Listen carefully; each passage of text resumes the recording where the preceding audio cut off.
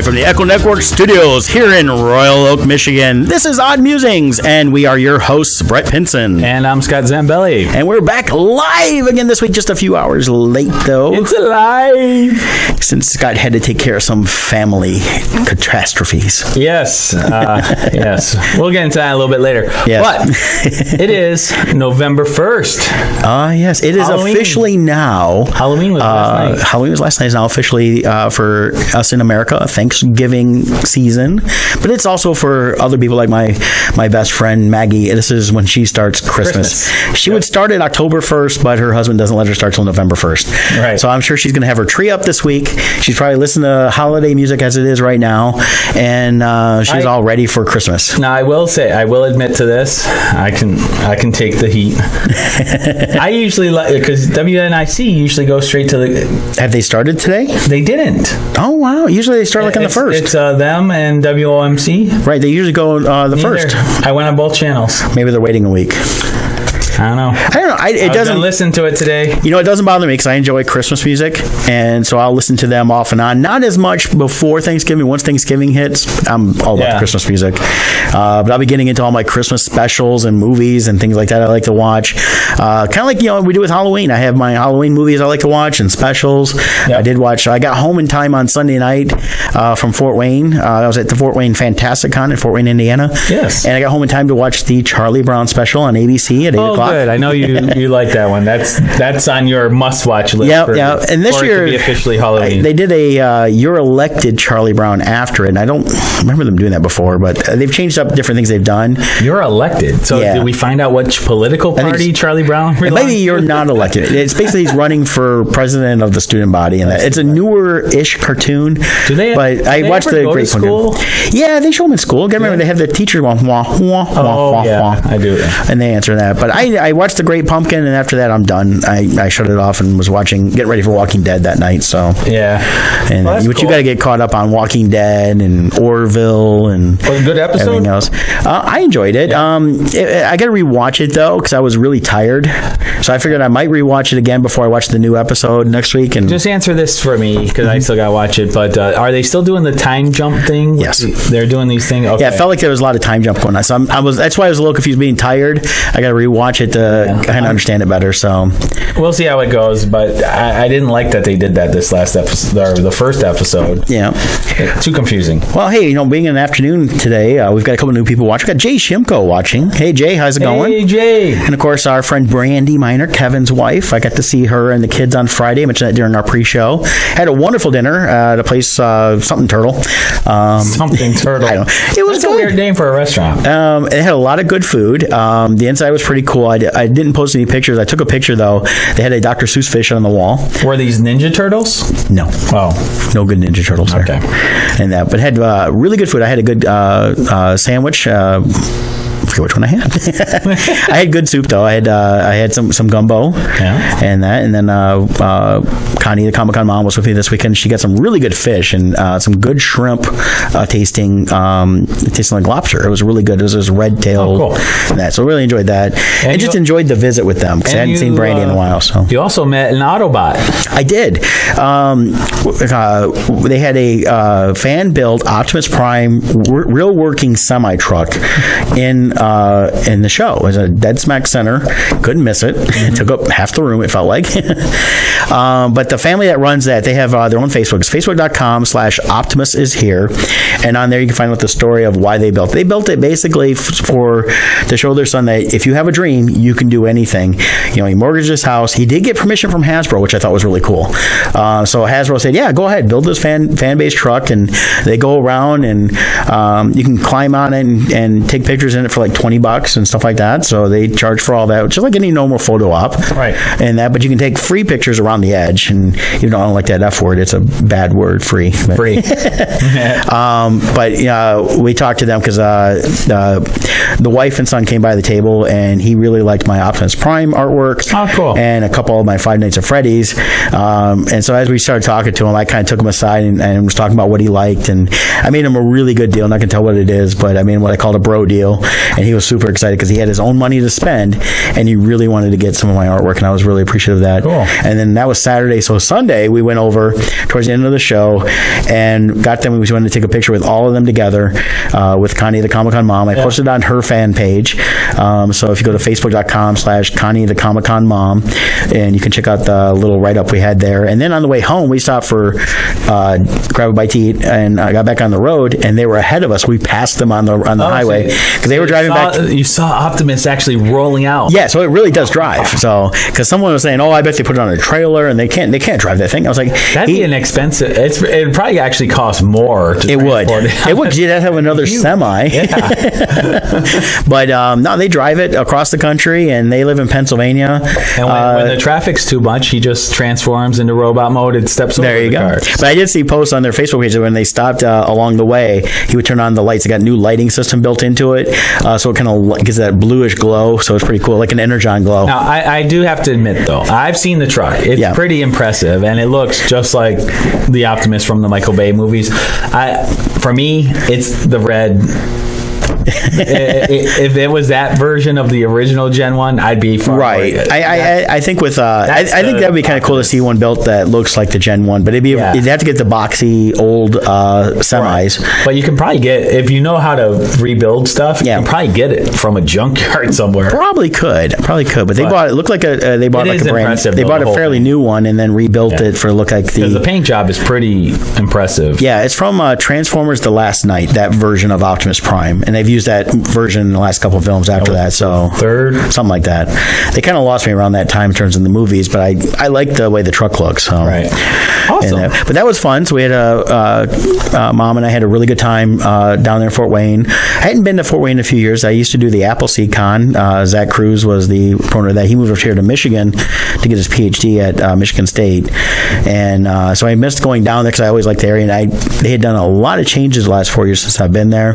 They're really revitalizing the downtown. Got a lot going on in that area, so it's good to see it kind of moving along and going cool. there. And did get to eat at Powers. There's a really good old burger joint similar to the ones we have in Detroit that have been around since the 20s. Ah, nice. So that was pretty cool. And then, as you kind of mentioned earlier, you made your way. You powered through the Stranger Things season 2. Yeah. I've seen all the Stranger Things. I saw it all by Saturday night. Yeah. So by Sunday, I'd seen it all. Friday morning, getting ready to go to Fort Wayne, had a few hours before we left. So I watched the first 2 episodes right away, and I had to force myself not to watch the 3rd episode. I wanted to watch it, but I got to get some sleep. Yeah. Well, no, I was awake. I was in the morning packing everything. Oh, okay. I was packing my bag for clothes. My show was already packed up. I just had to load the car still, and I had a few hours. I could have watched the 3rd one barely, but I figured no, I better get everything done, and so we could hit the road by the time I wanted to leave. Right. So when we got down there, I did my setup. We went to dinner with Brandy and the kids. Got back to the hotel, and I powered through like the next 4 episodes. So I was already through episode 5 and 6 by the time I was done there. Then Saturday night, after grabbed a bite to eat, I went and visited with Rachel and Doug Boggs. They were at the show also, nice. Along with Rachel's mom, Dawn Kaiser, and they were eating dinner. Mom and I went somewhere else and ate, but we just got those little slider burgers, and I forgot that I met them in the restaurant that was in my hotel. And afterwards, stayed and had dessert and visited with them for a couple hours. And then afterwards, I went upstairs and powered through the last 3 episodes. So I was up to like 1 a.m.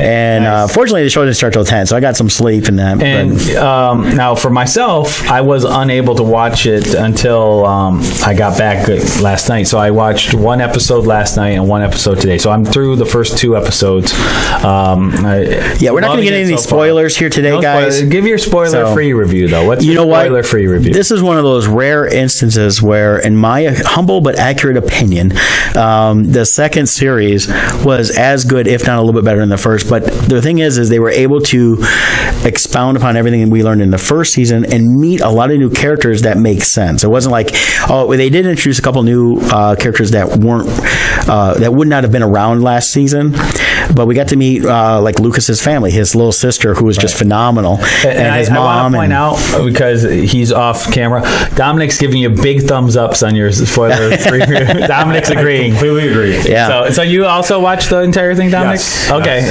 and you also loved it. Yep, as good or better than the first, Awesome. which is a hell of a statement. Yeah, yeah, it really is. And like I said, we got to meet what's his name? Gatton is The bully from season 1. Is no, he's not in this one. Okay, Troy. I hadn't seen him so I met Troy up in Traverse City. He's not in this one at all. Okay. But in terms of the 4 main kids, Okay. I don't know why I started blanking on his name because we started talking about other things. Yeah, you got Finn. Who's the one with the teeth? Finn. Isn't it? No, Finn Wolfgang. Wolfhard is his real name. I'm talking about the character name. That's Mike. Yeah, you got Mike. one You got Will. The one they call him Toothless. Yeah, Mike, Will, Lucas, and why'd you guys you threw me off on this already? You guys suck. And nobody's commenting to tell me who it is. But you all know who I'm talking about. The one that had his teeth. He didn't have his teeth. That's Toothless. Yeah, but what was his name? Oh, his character real name? His character name. Do they Justin? Yeah, that sounds right. Yeah. I think Justin. Whatever. But you get to meet his mom, which was great. And then so we got to meet Lucas's mom, dad, and sister. And then, of course, we already knew Mike's family. Got to see them a little bit more, but not a ton. A little different view of them, which I like. And that we already knew Will's family, Right. But it was you see extra characters, and then we have a couple new characters that come in. Don't want to get too much in those because they're right off the bat. We learned about them in the first 2 episodes. Cool. And it goes from there. But I really enjoyed everybody that was new to the show, as well as all the existing people that came back.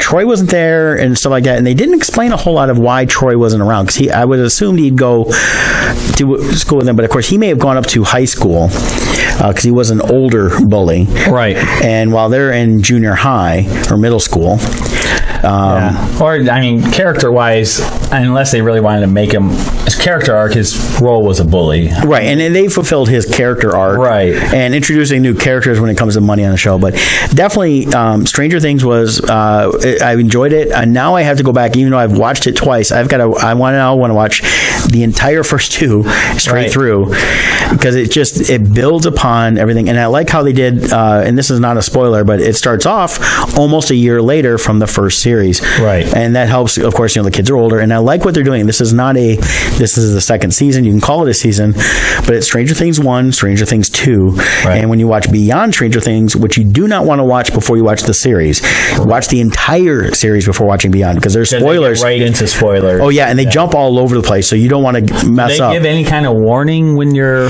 Yes, at the beginning they they give say a warning. there is spoilers. You've Okay. been warned. Don't watch it So it's beforehand. not like Talking Dead where episode 1 of this season will correspond to episode 1 of their Correct. talking. But it was really cool. They're about a half hour, 25 minutes or so. All right. And I like the insight they gave onto the series. They had most of the people in studio, including the Duffer Brothers. A couple people couldn't make it, so they had video of them talking. But definitely, after you're done with the series, watch Beyond Stranger Things. And it just kind of opened up even more of what you saw a little bit more. And definitely it's a show that you need to see, I think, twice to catch everything. But you're not going to, it's not so intense there in the regular season. But I also found it a little more scarier. All right. So, but what is not scary though is the Game 7 World Series that's going to be tonight. Well, I guess depending on who you are, Because I'm a Detroit Tigers fan, Yeah. but I am supporting Verlander for Houston Astros, and I like the Astros.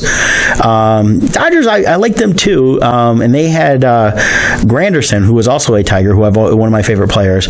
Unfortunately, he's been gone longer. Actually, he's not on the roster for the World Series though. He didn't. I think he got injured, and also his numbers were way down, so he didn't make the World Series roster, and I felt bad. Yeah. If they were to win, I would assume he'd still get a ring for playing on the team, and he's still part of the team. He just didn't make the roster for the World Series. Okay. But I like Verlander a lot and always have, and I like he the really Astros. is playing like classic vintage Verlander. He's doing amazing. I didn't so. catch a lot of the game last night. I caught parts of it here and there, and I saw they weren't winning. And it's one of those things where I felt like I could jinx them if I kept watching, so I turned it off.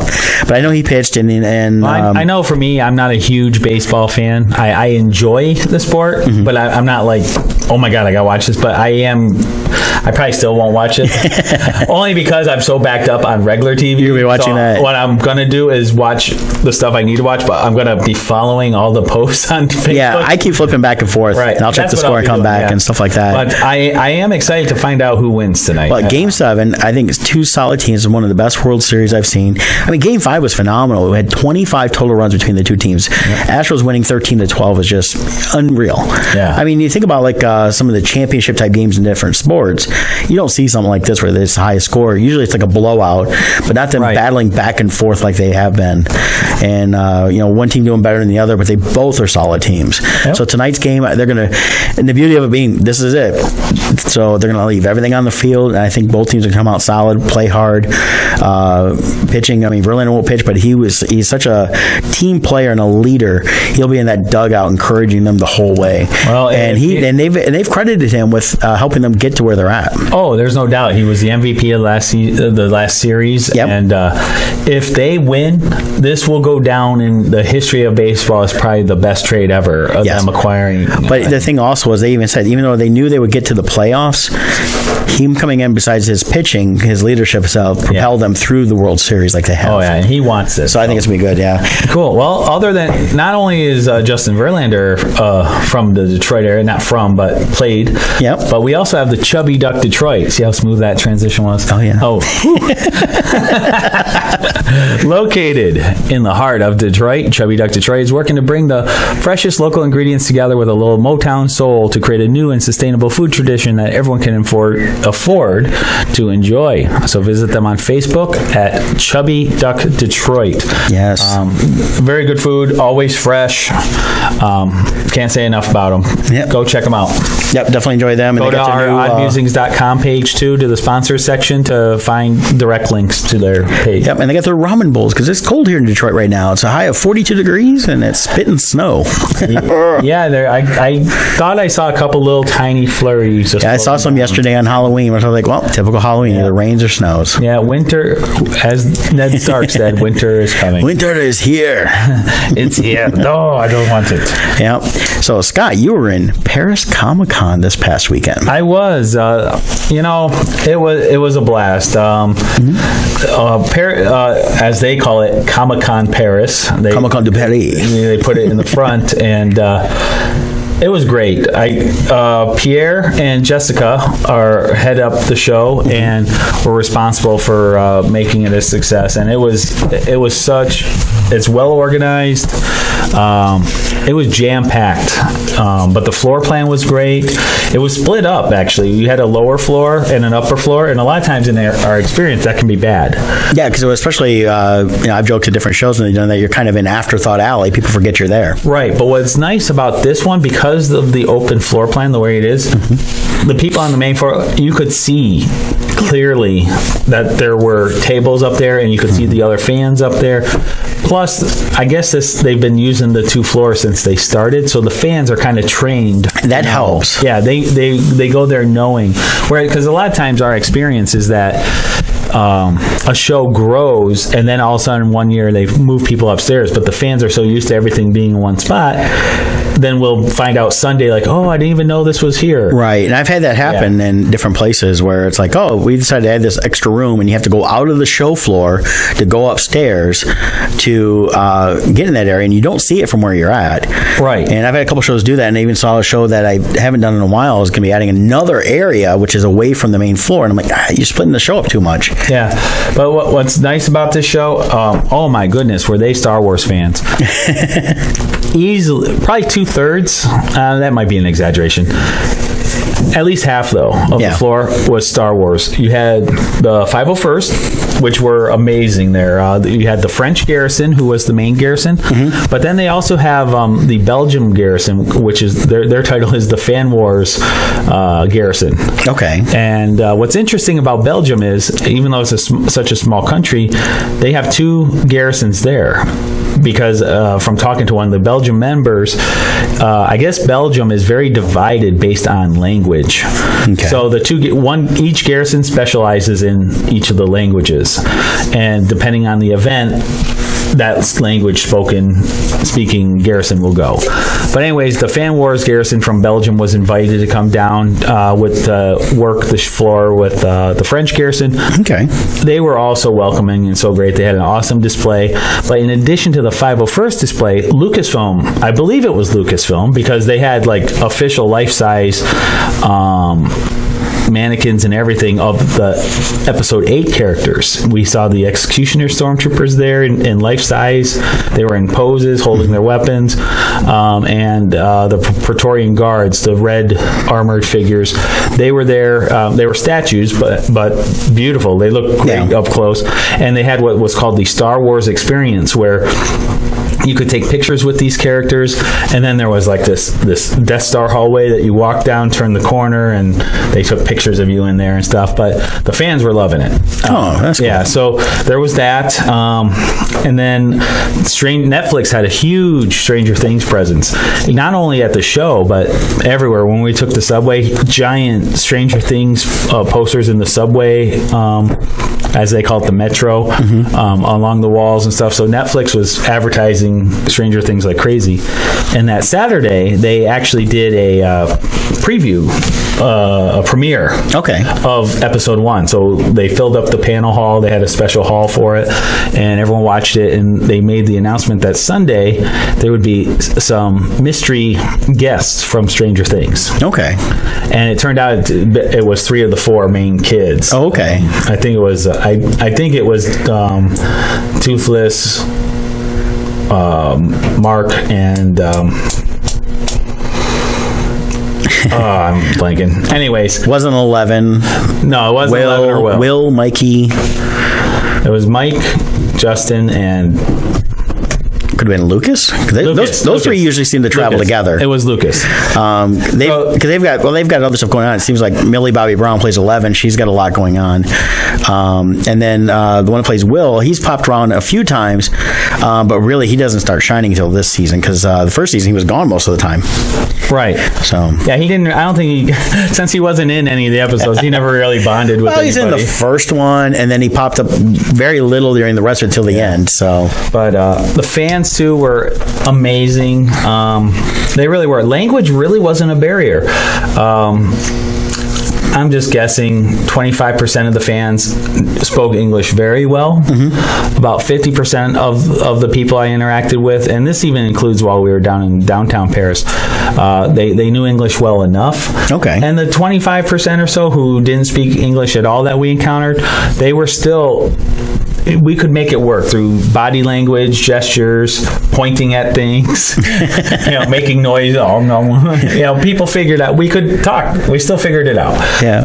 Everyone was great. Want to give a shout out to my neighbors over there. Can Stone, she's an artist. She had her set up there, and then Clara was also with her. They were both sweethearts, and any French question I had, I could ask them about French, and they would about the culture. The people, right? They would tell me all about it and give suggestions on where to go and things like that. So loved it all, and just want to give a big shout out to them. Comic-Con Paris is actually run by the company Reed Pop, who also does New York Comic-Con, as well as what's their other big one around here? Chicago, C2E2. C2E2, New York. Those are their two big ones. I think they bought. They do Star Wars Celebration also. Didn't they buy Emerald City? Emerald City. Yep. They do that one too, and then overseas they have a bunch of them. Well, I know they're adding a Philadelphia con this next year too. Are they? Okay. Yeah. So they do a lot. So well done, Reed. It's always a pleasure working your shows. So thank you for the opportunity of being out there. I enjoyed it greatly. Very cool. So we'll talk a little bit more about the French experience, but first, let's talk about our sponsor, International Minute Press. Yes, International Minute Press. They did our banner, which since we're back live this week, since last week was down, you can actually see on our Facebook Live page here the new banner, and it's got our mascot Odd up there, which we'll be talking more about as the next couple weeks go on, and several weeks actually, and that. But International Minute Press, they are located in Plymouth, Michigan, and they design, print, and promote you. They offer specialty printing services, custom graphic designs, marketing consultation, and promotional products. IMP has the services and skills to help artists and entrepreneurs looking to take their businesses to the next level by exceeding client and customer expectations. located at 1058 South Main Street in Plymouth, Michigan. Their phone number, 734-414-6203. Again, that's 734-414-6203. You can visit them online at myprinter.intlminutepress.com, but the easiest way is go to oddmusings.com, click the sponsor page, and click on International Minute Press. And don't forget to check out our Odd Musing page on Saturday. We're going to have a post for Sponsorship Saturday talking about them a little bit, and it's a clip from our Universal episode that we did this past summer. Indeed. And so definitely check out them. Yeah, so with the trip, after the show was over... Yeah, you guys got the chance to explore Paris a little bit. Yeah, we had a full day. Okay. Our flight didn't... So the show ended Sunday, and we packed things up and stuff. And... We did a lot of walking around the local. We were in one of the outer parts of Paris. Okay. So we weren't in a touristy area. We were in the residential side of town, which was really cool because we got to experience things the same way as all the French do in their daily lives. But Monday we went down to the center part, and that's where it really felt like France. In the outer part, it felt like New York City. Okay. Both me and Kevin were like, we don't feel like we're in France. Well, you kept commenting about all the like KFC, big Burger King, and McDonald's and Domino's. Right. Yeah, they had all of these American things. So that's the food side of it, which we'll cover in a few minutes here. But on Monday, we got to actually go downtown and just spend the whole day there. We were down there 14 hours. Oh, wow. Yeah, because... It's almost like me taking Universal. Yeah, really. The Louvre, we calculated, we walked a minimum of 9 miles. Nice. It's huge, and it's so beautiful there. The building itself is just as much artwork as the artwork that's in it. Pictures cannot do it justice. You walk into these rooms... They're huge rooms.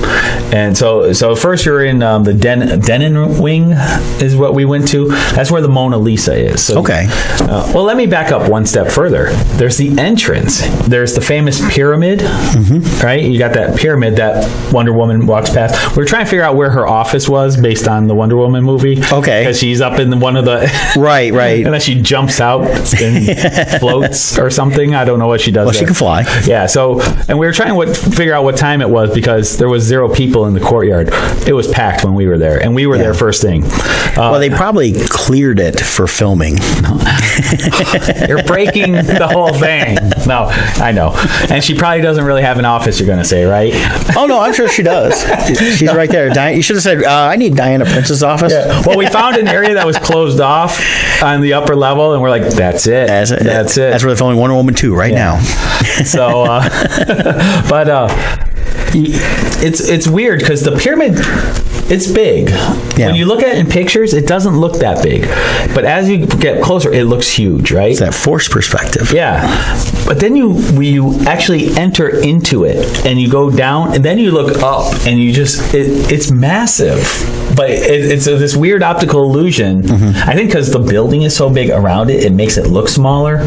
But so anyways, we go down there and we go in the Denon Wing first. That's where the Mona Lisa is. So everybody's going there first.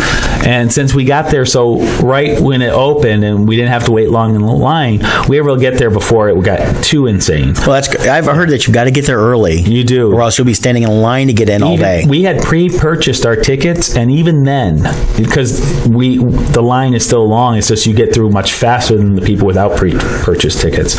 Our line was only like 20 minutes. That's not bad. Was nothing. Because I've heard people that are showing up, got their ticket, and they're waiting like 6 hours to get in. Oh, yeah. No doubt. You should saw how packed it was by the end of the day. It was getting hard to walk down the hallways. So many people were coming. But so we got to the Mona Lisa first just to get it over with. And I will say this. I've been hearing for so long how small it is. I was expecting it to be like an 8x10 or something. So it was larger than I expected. It looked more like a 24x36 or somewhere in that range. Maybe a little bit smaller. But. Yeah, somewhere maybe 20, maybe 24. It's small, but I can understand what you mean. I've seen your pictures that you posted, and when you see the Mona Lisa, the picture you posted of that, versus some of the other really cool artwork you posted, those are like these giant, almost murals. Well, that's what I was going to get at, is what's interesting, because you see so many of these images that are very famous, but you see them in a book. Yeah. And you see this beautiful printing of it, but there's nothing to show the scale. Right, and that's what I enjoyed about as someone watching your page as you posted this stuff, some really great artwork, and I go, I remember that from my art appreciation classes, Right. And I didn't realize how big they are. See, I'm thinking more like like a poster size at the most, it's Right. or like you see how canvases are when you go to like the Hobby Lobby or Michael's. Oh yeah, 24 by 36 canvas, not a big deal. No, these are like 8 feet tall and 4 feet wide, and they're Right. huge. Oh, yeah. And even saying that these things are like, some of these images are 20 foot tall by 30 feet wide, that sounds huge, but when you're there, it's like even bigger. Yeah. It's like, wow. It just blows your mind. And it's like, then you think, this is a 500-year-old painting. How did they transport this thing? It was amazing. And to see, you see these paintings, we can get up like, a foot away, and you can look at the detail. You can see the brush strokes in some of these things. It was just beautiful. So we explored that wing, and because we knew we only had one day, we made a point of, we kept moving. And there were just a handful of things that we stopped to really like intensely look at. But the majority of things, it's like we kept moving because we wanted to see it all, but still fit in one day. Right. Because this could easily be a 2 solid day. I would say the Louvre itself, I would say you could plan like a vacation just around spending days there. Oh, yeah. It was amazing. So we see all these things, and we're like, wow, blown away. Then we make it to the other wing of the place, what is that wing called? It's the Richette, Richette. Richette. Yeah, right, Rocher. Rocher, yeah, maybe. But that wing, not bad for 9th grade friend. That blew us away more than anything. Okay, what was in there? You walk in and there's this like little hallway you enter, right? So it's like, okay, it's just, you're in this hallway, and then you turn the corner. It opens up to this interior room that's at least 30 feet high, probably 40 feet high, and hundreds of life-size marble statues, beautifully carved, highly detailed marble statues on multiple levels. And we're like, and there's like this sky lighting, so like you get all this natural lighting into the room. It was gorgeous. It was just insane how good these sculptures were. Yeah. And that was just in the main room. And then there were all these side rooms where there were literally thousands of these sculptures. And one of the cool things was, with the Louvre, students are allowed in free. Really? All over the statue rooms. There were many, many dozens, if not at least 100. Students sitting there with their drawing pads and their drawing pencils and their boards, and they're all doing life study drawings of all the different I find sculptures. that interesting because I know like here at the DIA, and that's a lot of museums won't let you bring in even an art pad because they're all worried about I thought the DIA did, no? No, they may have it. They've changed. I know several years ago, a friend of ours, Kevin Lean, was saying that he tried to go in there just so he could sketch some armor in that, And they wouldn't let them. Nope. Oh. And I think part of it has to do with the art thievery in some ways. They were worried about that, but I don't think it should be that big a deal. But it's some museums, they get worried about different. I don't think things, they worry about someone stealing a 20-foot by 30-foot painting. No, or a 3-ton statue. What's that under your shirt? I think it's more of getting the certain things down to recreate it at a later time. Right. But that was insane. Yeah. Then after we finally finished all that, then we went to what's called the Sully wing of the Louvre. That was really cool. Everything was so cool on different levels. You go in there, we didn't know what to expect. Yeah. And we're going down these stairs. You end up at this lower level, and it's the whole history of the Louvre and how it started back in like 1250 or whatever it was, 1270. It was in the 1200s. It was originally a castle. And then in the 1350s, they knocked that castle down to build an even bigger castle. Well, and then that castle got renovated many times and grew into what became the Louvre. when they did some kind of renovations at one point and they were digging under, they found the original foundations of the original castle. Oh, wow. So where we were actually walking where the moat of the castle was. Oh, that's kind of cool. And you can see the original pillars of the original castle, and it's the original stone. And it was just so amazing. Of course, all these people are touching the stone, right? I've been so careful the whole time. I'm like, okay, can't touch this stuff, right?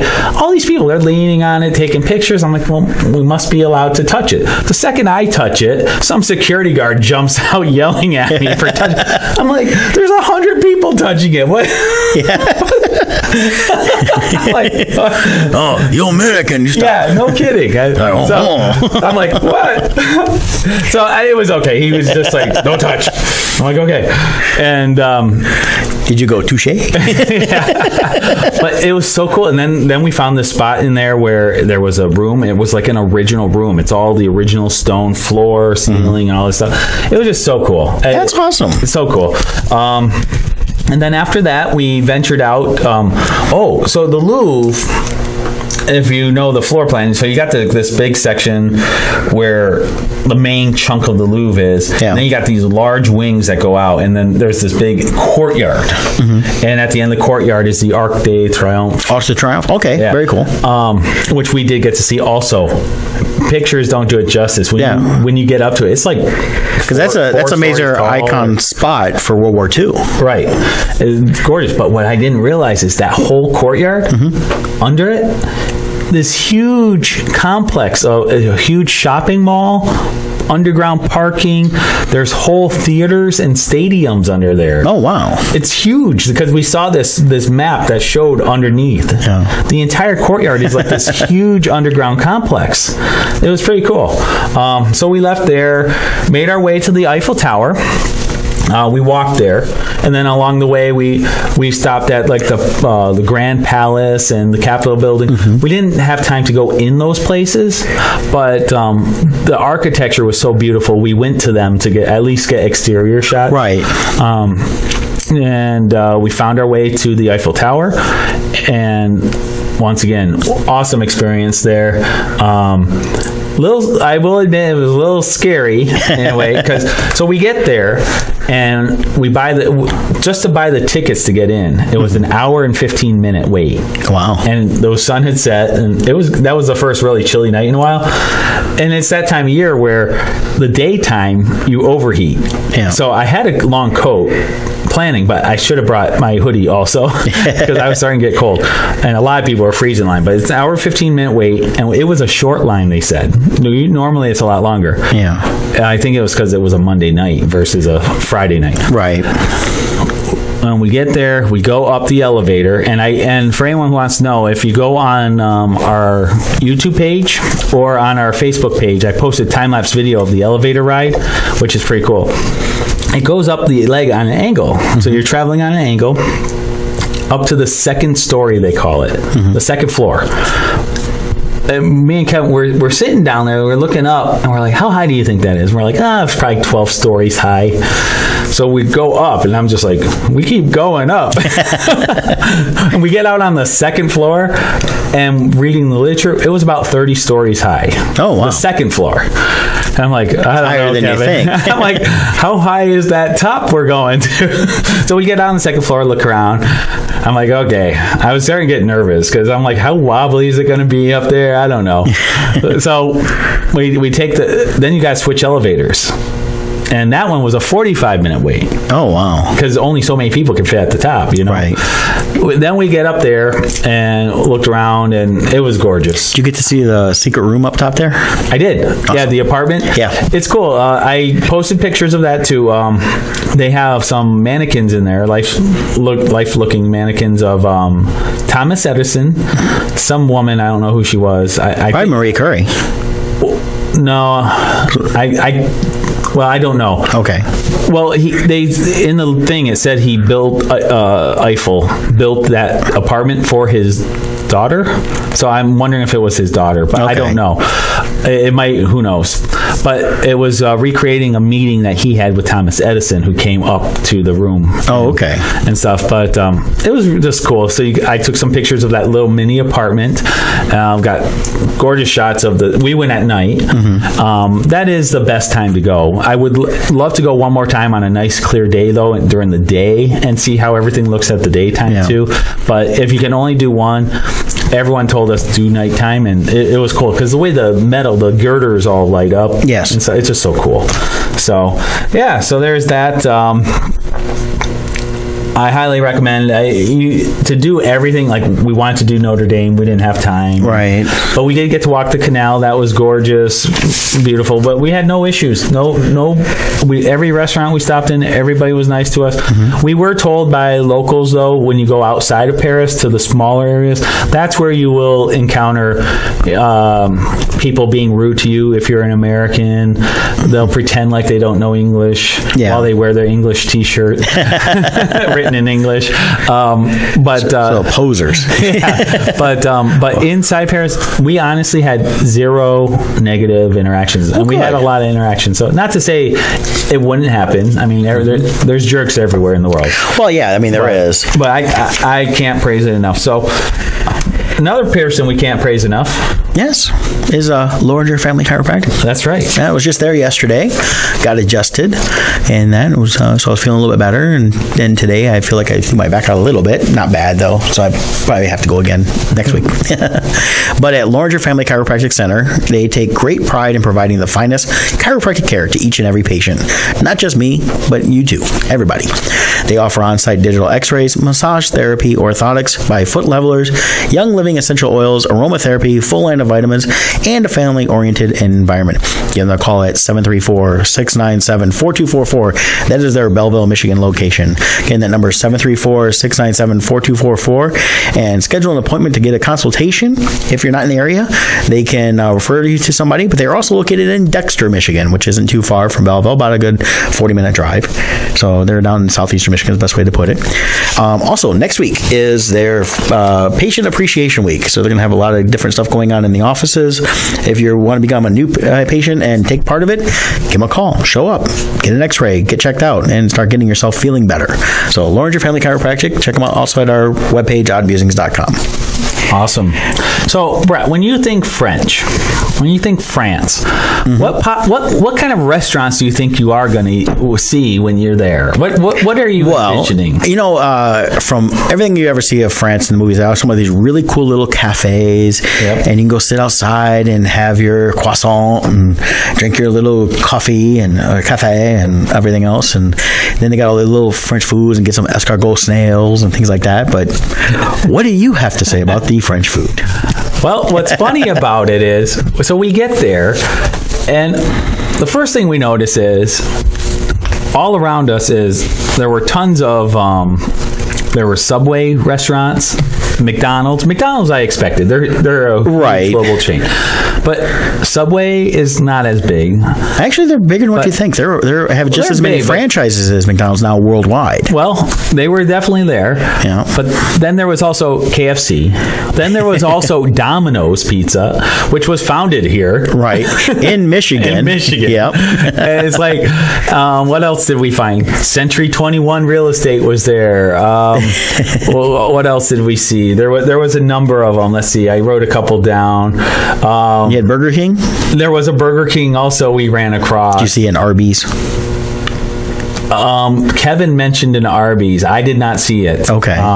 But he saw an Arby's somewhere else in a different trip. Okay. It's like, so anyways, our intention was to eat French food.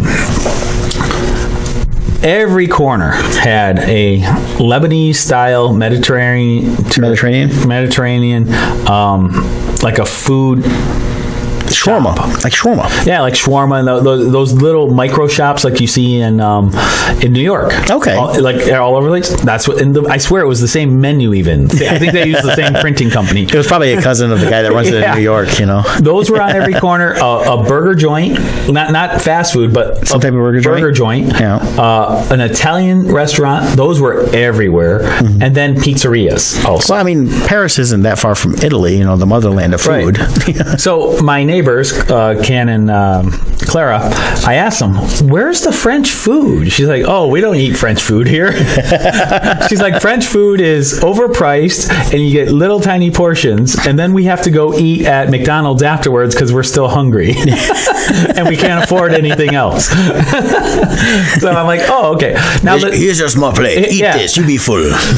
So we had burgers or Italian almost every night, which I wasn't expecting. But I will say this: the French really do a good job with their burgers. The beef tastes fresher or different. I think maybe I don't know if it's because they don't use hormones. I don't know what it is. The way we process meat's different than what they do. Correct, and there's a big difference in that. So. It tasted very good. They did a great job cooking their burgers. The Italian food we had was all excellent. The pizzas were.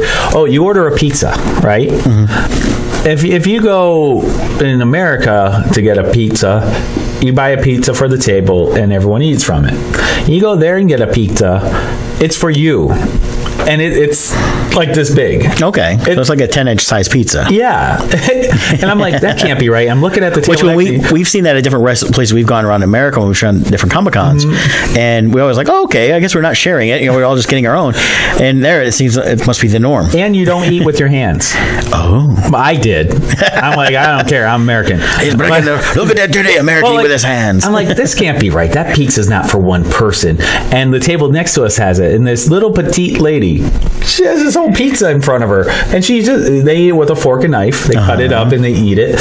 And I'm like, oh my God, she's eating the whole thing herself.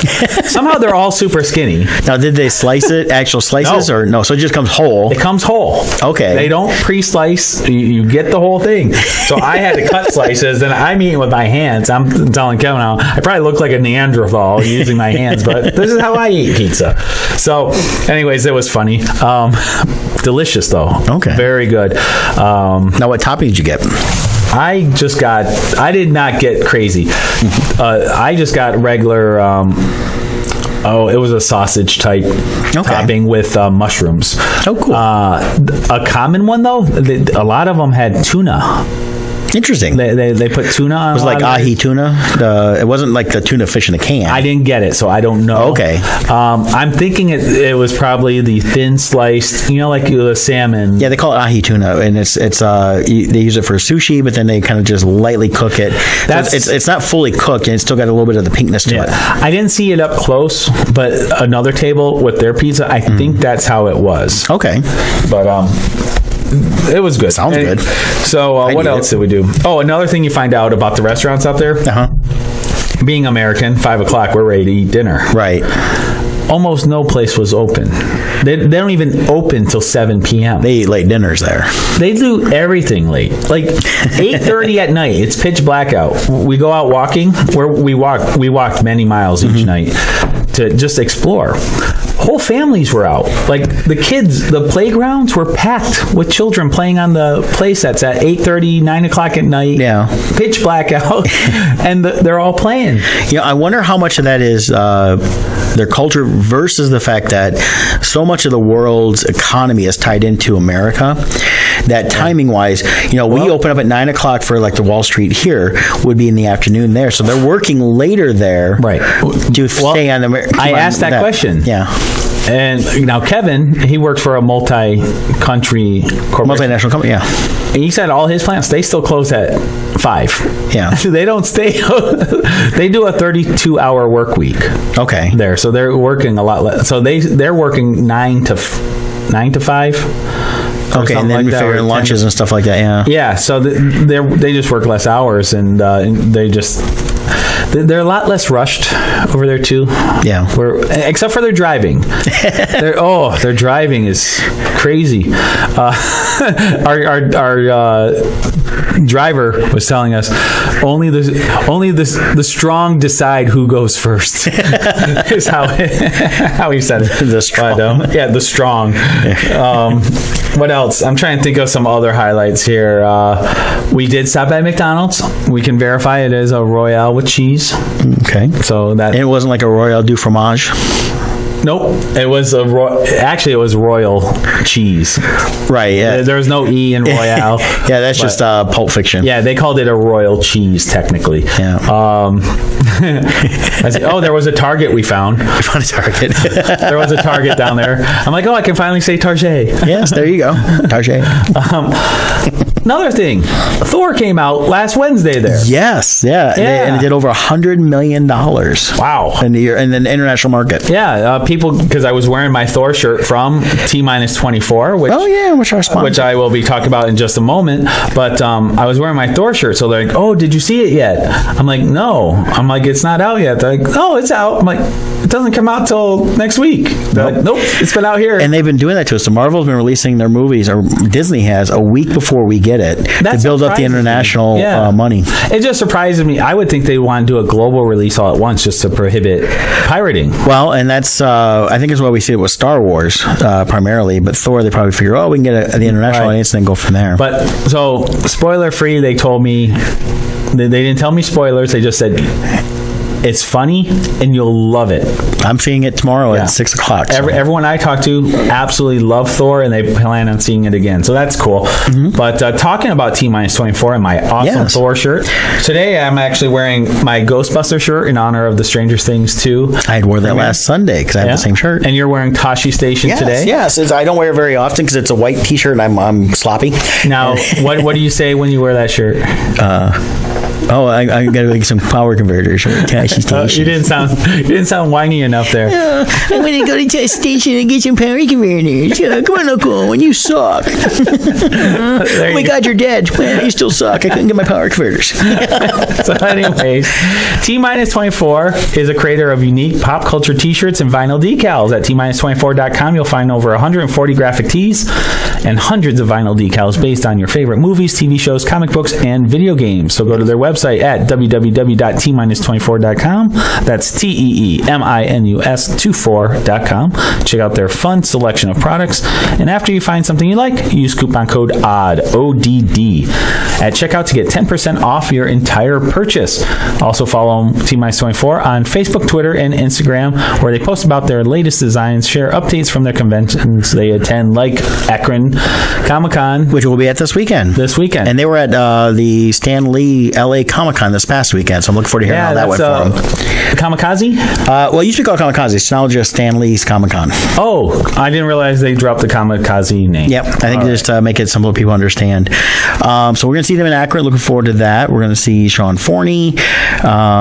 Josh Warner was supposed to be there, but it sounds like he's had to cancel. Hopefully we see Jay Fife. I think I want to talk to him about the Kickstarter he's doing with Sean, as well as several other good friends and things like that, and including Dominic, who will be there with us this weekend. Quick question, follow-up here, too. Got a question from Angela on our feed asking, what is any big differences between Comic-Cons over there and Comic-Cons here? Interesting enough, the biggest difference is timing of the con. And by that, I mean, this Comic-Con, the Comic-Cons out there feel like how Comic-Cons were about 6 to 8 years ago here. And what I mean by that is Comic-Cons today, the market is very oversaturated. We have over 1,000 Comic-Cons right now. We got about 100 just in Michigan alone. You're right. So over 1,000 Comic-Cons in America right now per year. And so the feeling of it being a special event has been lost here. The average Comic-Con fan I talk to, they're going to 5-6 shows a year easily. Yeah. So they're no longer, like back when I started 8 years ago, and how long ago? You're 15? 12 years. 12 years ago. back then we would get fans who were like, I saved my money all year for this. Yep. I drove from 4, 5, 6 hours away to be here. You don't get that now. No, it's the Comic-Cons have become a whole new environment in America. There are more shopping malls like we talked about in the past. So it's a place where people hang out. Well, no matter the size of the show, when people can go online and see that, there's 100 different shows within 3 hours of my house now, within the Midwest, especially from where we're at. Yeah. It takes away the special feeling of it. It takes away the event building of it. And now that by May, we're talking people have been to 3 or 4 already. We're saying, going, wow, you shouldn't have that many. And also, by it being an event, what would happen is, for a fan, when they knew Comic-Con was coming to town, it did not matter what was happening that weekend. They canceled all plans and made sure their time was open for that show.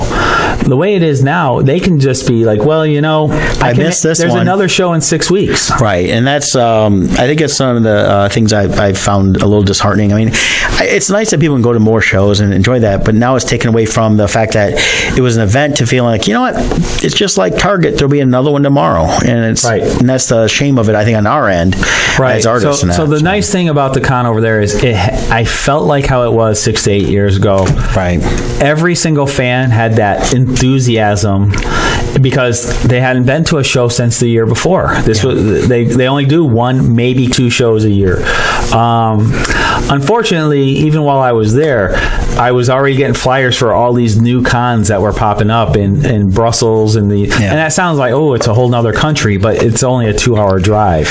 Right. So, and you had mentioned there was actually a show going on in London the same weekend that I didn't even know about. That affects turnout. Now, this particular show, I don't think they could have fit any more people, but the fact is, people still, if too many shows keep popping up, I don't think it'll take them 6 to 8 years to get to the oversaturation. I think they're on track to catch up, and maybe in 2 to 3 years, you're going to see insane numbers. Yeah. So we'll see. Another thing that was different, the celebrities, they have a much smaller number of celebrities there. But what's interesting is many of the celebrities were doing free signings.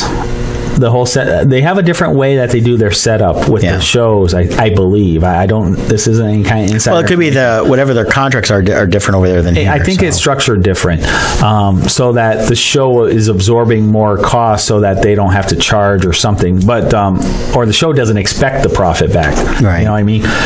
But there were many free signings. Stranger Things, they had the premiere and the kids were there. I heard they were doing free signings. That's huge. You wouldn't get that here. Well, and with the kind of it sounds like they were just really using most of that and might have been paid for by Netflix to have that going on to promote in Europe, right? With the new Star Wars stuff and everything else. It's a great promotional thing for the studios. And even the celebrities who were charging, it was like $20. That's not bad. Which here a low cost is like $40 anymore. Yeah. So that would be the difference. The fans just were so enthusiastic, so polite. They want to spend more time talking to you. Like also drawing. Mm-hmm. They would want commissions. Usually here, they drop off their book and leave. And you draw. And here, they want to watch the whole thing. I'm kind of like, well, that's the way it used to be here, was they want to sit and watch you the whole time. But I'm sitting there like, am I boring you? like this isn't exciting. But they wanted to watch the entire process. They were interested. And they didn't expect you to talk to them or entertain them. They just, no, you're good. And they would just stand there. Also, they don't interrupt. If someone's talking to you and they have a question, they just wait. They just stood there and wait. They wouldn't interrupt me here. Excuse me. Or taking your picture. Yeah. They wait till you're done talking, and then they will ask. Or even with the cosplayers, they let them finish their transaction, and that's Comic-Con etiquette. People, here's a quick little tip. You see a Comic-Con, you see a cosplayer talking to an artist or something at a table. Let them finish their transaction, because so often we'll be trying to make a sale, and all of a sudden fans jump in. Oh, I need a picture. Yeah. So I think for anything, yes. Well, I think with the picture taking, it's also you should ask everybody from the artist to the cosplayers. Yes. Just because we're set up, it doesn't mean you can take pictures of us. We're not a attraction for you to take pictures of. Yeah, we're there trying to make a living. Yep. And unfortunately, it's nice and all to get free stuff, but the reality is, if artists, if vendors if we're not making money, we can't come back the next And year. I think what it boils down to is the attendees need to realize that whatever it costs you, our minimum was at least 10 times that for us to be there. Oh yeah, it's common that it's very easy to have to make $1,500 at a show before we're even breaking even. Right. Especially if you have to fly across the world. Yeah, so a lot of people don't realize that, but we got to wrap up here. Yeah, we got 2 minutes. All right, so just going to say thank you to everyone. I'll say thank you to the entire country of France. France. And contact your Comic-Con people. Tell them you need Scott there. Yeah, Scott and Brett. And Brett. And Dominic. Yeah, we'll bring Dominic in. And as far as next week goes, we got Thor 3. We're going to do a review of We're going to talk about Thor Ragnarok. Well, we're going to do that as a separate review, not on the show, but we'll do our reviews online. So and it may be something. Maybe we'll wait till Friday to do that, strictly because we can be together while doing Akron. There you go. That's what we'll do. So we'll do a special video on Friday, and then next week we'll surprise you. We'll just have a lot to talk about with Akron. We'll be at Akron. Dominic, do you have any shows this weekend? He's in Akron. You're absolutely. Oh, that's right. Yeah, we're going to party in Akron all weekend. Right. Table 52. Table 52. Oh, we're in A7 and 6. So we're at the entrance. I don't know what that means. That means we're right across from the CW booth. Oh no, is that good or bad? I don't know. Well, they'll have a lot of spinning. We'll hear the spinning wheel, yeah, and fidget spinners. Yes. Well, we're right up front. All right. So on that note, hey, thanks for joining us late today. For those that joined us live on the Facebook here, we'll be back next week. 10 a.m. Eastern. Yeah, 10 a.m. Eastern next time. Yeah, that's my French. Yeah, that's his redneck French. Au revoir. Au revoir. So until next week, Dominic, take us out, buddy.